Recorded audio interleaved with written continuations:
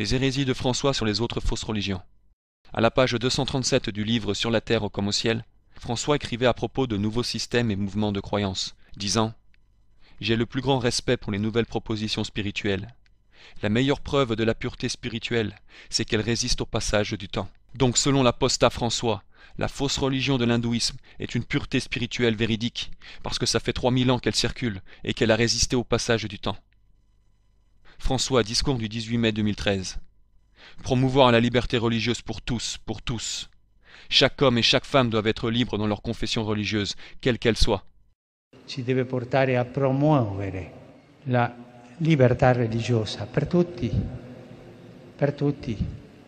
Ogni uomo e ogni donna deve essere libero nella sua confessione religiosa, qualsiasi sia. L'Église catholique condamne l'idée que la liberté religieuse soit un droit civil universel. Après les attaques du 11 septembre 2001 aux États-Unis, François a participé à une rencontre de prière aux côtés de chefs de fausses religions, au pied d'une obélisque en Argentine. L'obélisque est un symbole phallique maçonnique. Dans son encyclique Mortalium Animos du 6 janvier 1928, le pape Pie XI a condamné comme apostasie toute participation catholique dans des rencontres interreligieuses.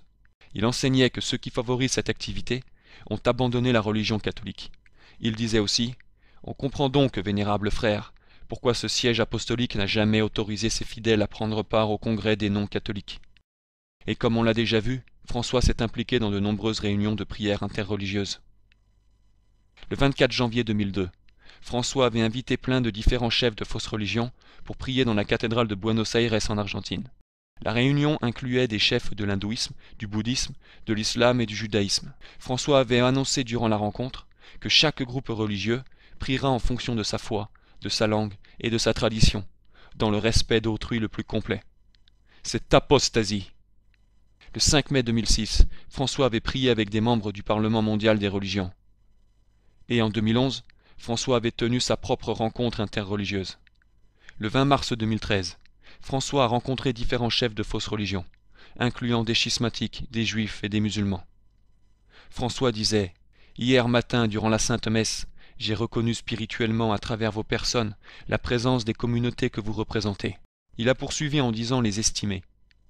Comme on vient juste de le montrer, François rejette complètement l'enseignement infaillible de l'Église catholique, disant que les membres de fausses religions doivent accepter la foi catholique pour le salut. Pape Eugène IV, Concile de Florence, 1439, ex cathedra. Quiconque veut être sauvé doit avant tout tenir la foi catholique, car si quelqu'un ne la garde pas entière et inviolée, sans nul doute il périra pour l'éternité.